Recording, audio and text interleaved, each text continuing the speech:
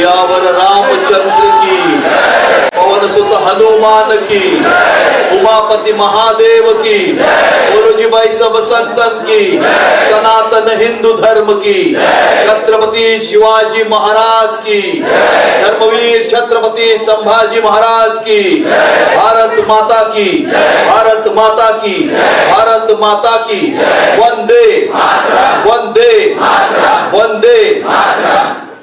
मंचावरती उपस्थित महाराष्ट्र प्रदेश भारतीय जनता पार्टीचे अध्यक्ष सन्माननीय रवींद्र चव्हाण साहेब, महाराष्ट्र राज्याचे सांस्कृतिक मंत्री आशिष शेलार साहेब, महाराष्ट्र विधानसभेचे अध्यक्ष राहुल नार्वेकर साहेब, मुंबई शहराच्या प्रथम नागरिक रितू तावडेजी, या ठिकाणी आपले नेते साहेब, महामंत्री सागरजी, मंचावरती उपस्थित मुंबई भारतीय जनता पार्टीचे महामंत्री आचार्य पवन त्रिपाठीजी, श्वेता परुलकरजी, सभागृह नेते गणेश खंडकरजी, पराग शाहजी, रवी अनासपुरेजी, आमदार कॅप्टन सेलवनजी, प्रसाद लाडजी, पाटीलजी आणि या ठिकाणी या सक्रिय सदस्य संमेलनाला भारतीय जनता पार्टीचे पदाधिकारी, कार्यकर्ते, बंधू भगिनींनो, सर्वप्रथम मी तुम्हाला सर्वांना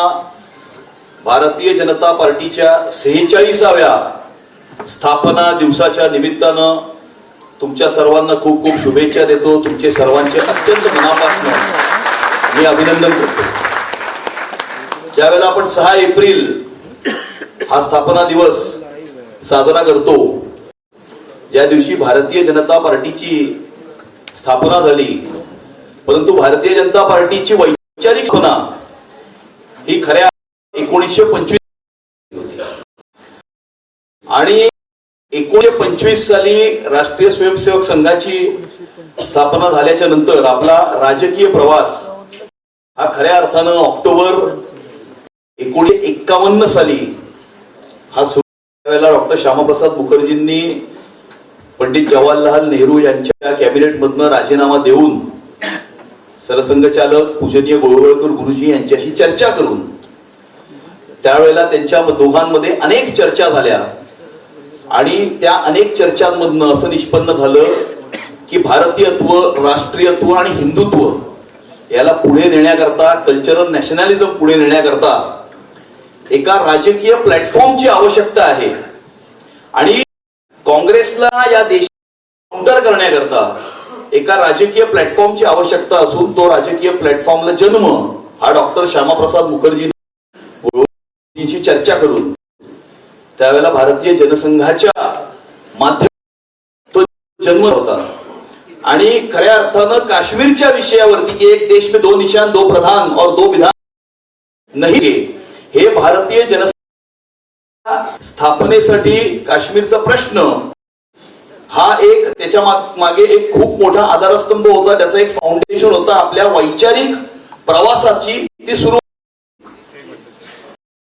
दुर्दैवी मृत्यू असा डॉक्टर श्यामाप्रसाद मुखर्जींचा 1953 साली झाल्यानंतर मौलीचंद्र शर्मा हे भारतीय जनसंघाचे त्यावेळेला अध्यक्ष झाले आणि खऱ्या अर्थानं पंडित दीनदयाल उपाध्यायांनी त्यावेळेला भारतीय जनसंघाची पाळमुळं ही संपूर्ण देशामध्ये रुजवण्याचं 1967 सालपर्यंत केलं। ज्या 67 साली त्यांचाही त्यावेळेला दुर्दैवी अशा प्रकारचा मृत्यू झाला आणि मग इमर्जन्सी लागल्याच्या नंतर त्यावेळेला या देशामध्ये काँग्रेसला काउंटर करण्याकरता इमर्जन्सीच्या नंतर भारत संघाचं जनता पार्टीमध्ये विलीनीकरण करून अन्य 3 पक्षांबरोबर विलीनीकरण हे करण्यात आलं आणि मग त्यानंतर जनता पार्टीचं शासन आलं। 1980 साली जनता पार्टीचं सरकारही पडलं आणि त्यावेळेला ड्युअल मेंबरशिपच्या मुद्द्यावरनं निवडणुकीमध्ये पराभव झाल्याच्या नंतर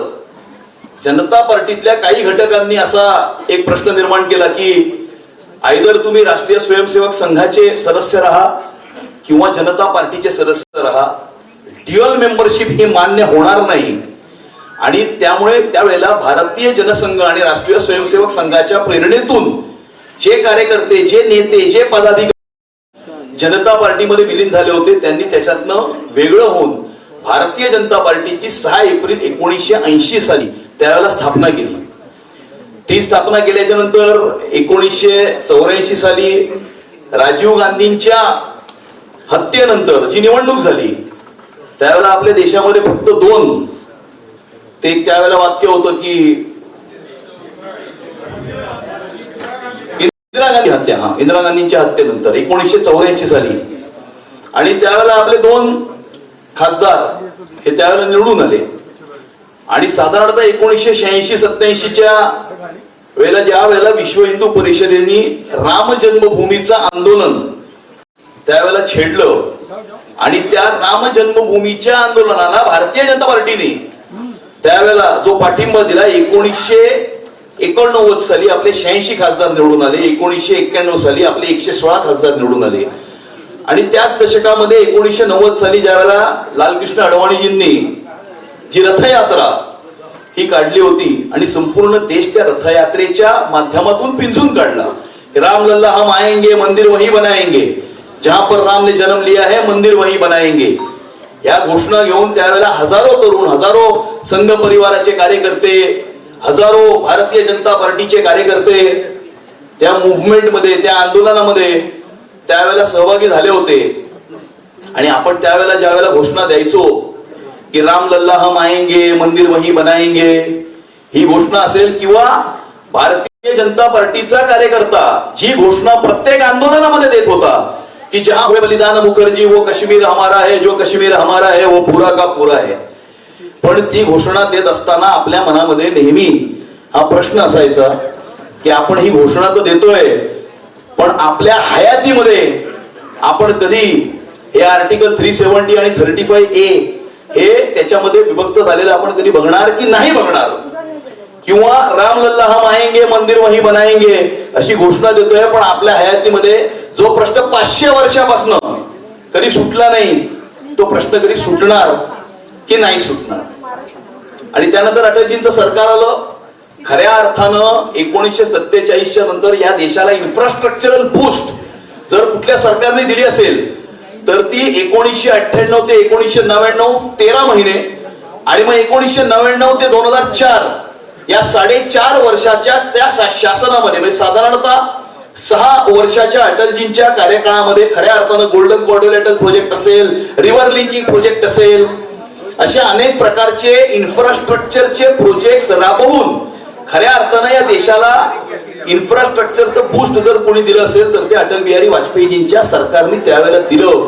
आणि ज्या वेळेला आपण त्यावेळेला निवडणुकीला सामोरं जात होतो त्यावेळेला अशा प्रकारे आपली इकॉनॉमी बूमिंग होती. भारताचे फॉरेन एक्सचेंज रिझर्व्ह हे सगळ्यात हायएस्ट होते, फॉरेन डायरेक्ट इन्व्हेस्टमेंट हायएस्ट होतं.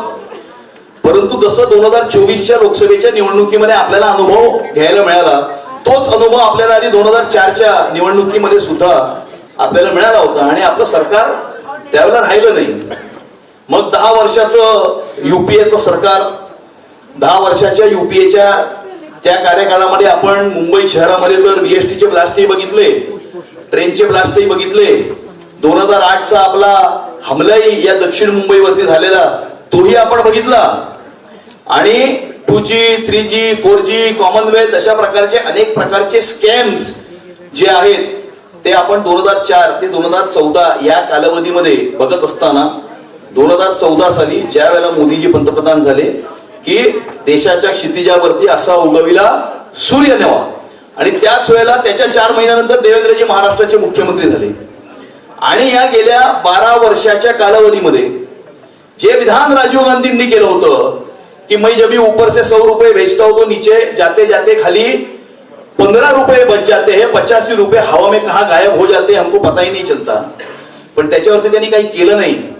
परंतु पंतप्रधान झाल्याच्या नंतर पहिल्या 2 वर्षामध्ये या देशाच्या गरीबाला या इकॉनॉमिक मेनस्ट्रीम मध्ये आणण्याकरता जनधनची स्कीम चालू केली.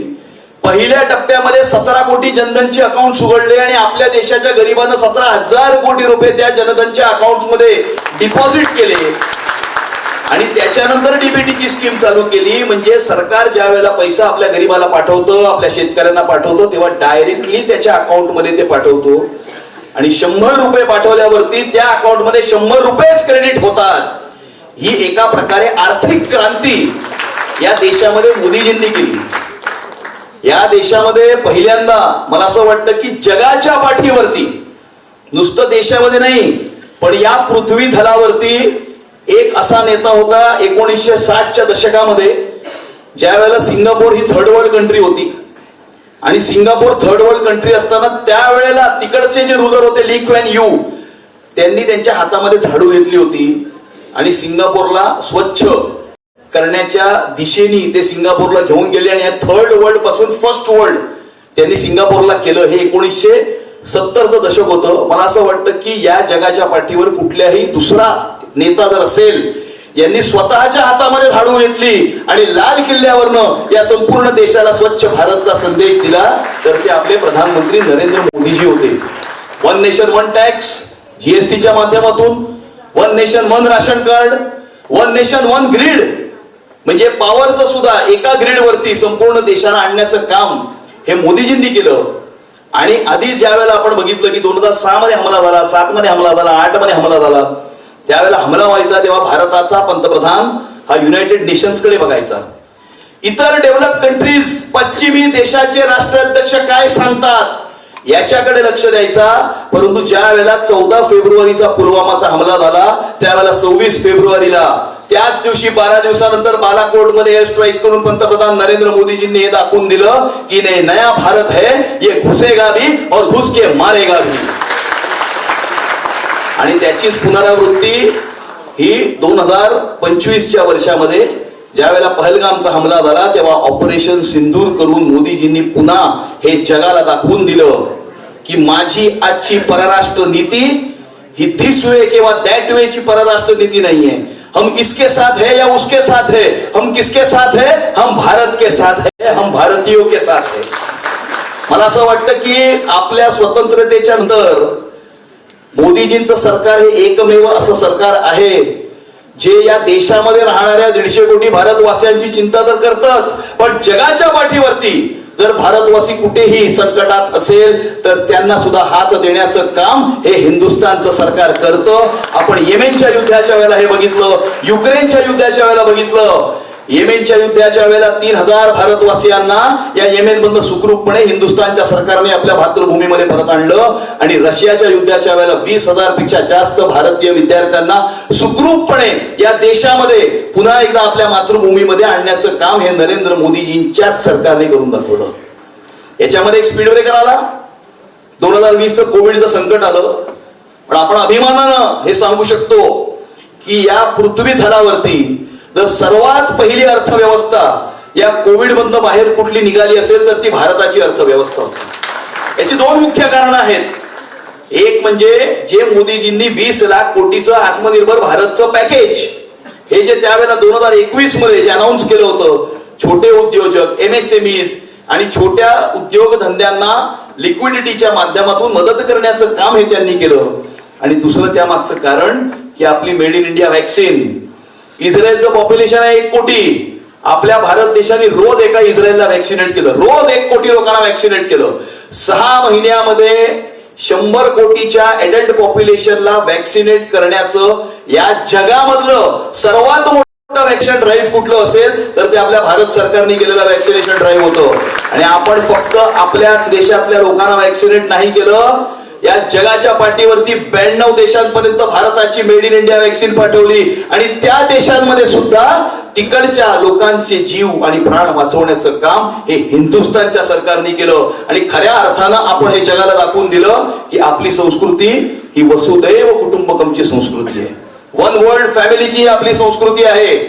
आणि अशा प्रकारे त्या कोविडच्या संकटातून सुद्धा आपल्या देशाला बाहेर काढून आज पश्चिमी देशांमध्ये ज्या वेळेला आपण बघतो, डेव्हलप कंट्रीज मध्ये तिकडचा इन्फ्लेशन बघा आणि आपला इन्फ्लेशन बघा, तिकडचा ग्रोथ रेट बघा आणि आपला ग्रोथ रेट बघा. पश्चिमी देशातल्या विकसित राष्ट्रांचा ग्रोथ रेट स्टॅग्नंट झालेला आहे आणि भारताचा जो आपला ग्रोथ रेट आहे तो अपवर्ड डायरेक्शन मध्ये हा आपला ग्रोथ रेट चाललेला आहे. आणि त्यामुळे अशा प्रकारे फक्त 12 वर्षामध्ये 500 वर्ष जुना जो आपलं स्वप्न होतं की ज्या ठिकाणी जहां पर राम ने जन्म लिया है मंदिर वही बनाएंगे, ते सुद्धा आपल्याला बघायला मिळालं.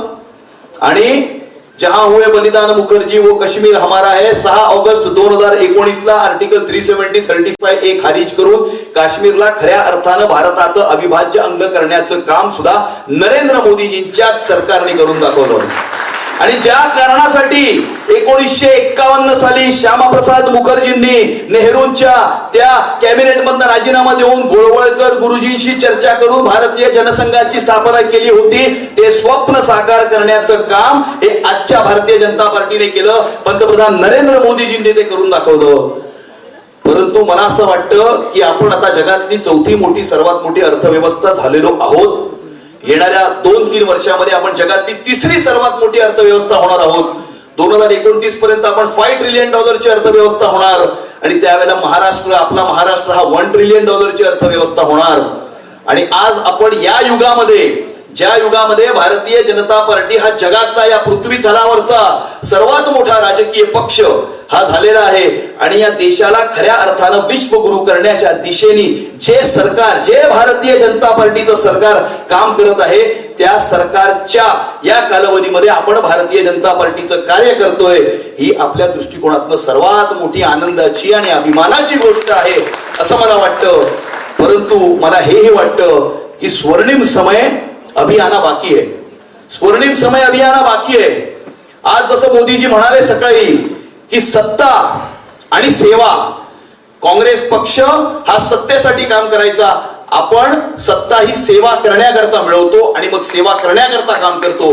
कारण भारतीय जनता पार्टीचा कार्यकर्ता कुठलंही सत्तेचं स्थान किंवा अधिकाराचं पद प्राप्त करण्याकरता काम करत नाही, तो समाजामध्ये उभे असलेल्या शेवटच्या माणसाची सेवा करण्याकरता काम करतो, या देशाकरता काम करतो, हिंदुत्वाकरता काम करतो, राष्ट्रीयत्वाकरता काम करतो.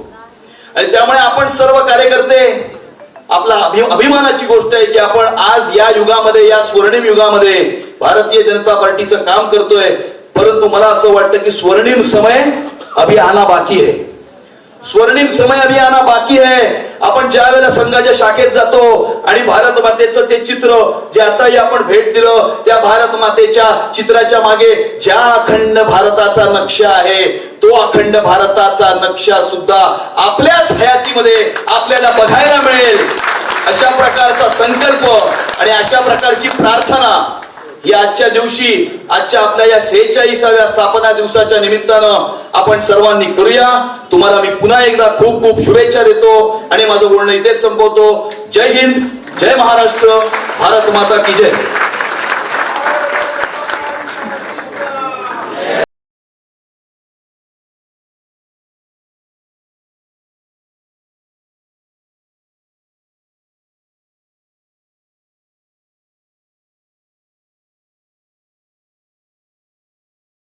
पार्टीचे नेते आणि महाराष्ट्राचे माननीय मंत्री महोदय, माननीय मंगलप्रभातजी लोढा साहेब यांचं आगमन झालेलं आहे. मी केशवजींना विनंती करतो की त्यांनी मंगलजींचं स्वागत करायचं.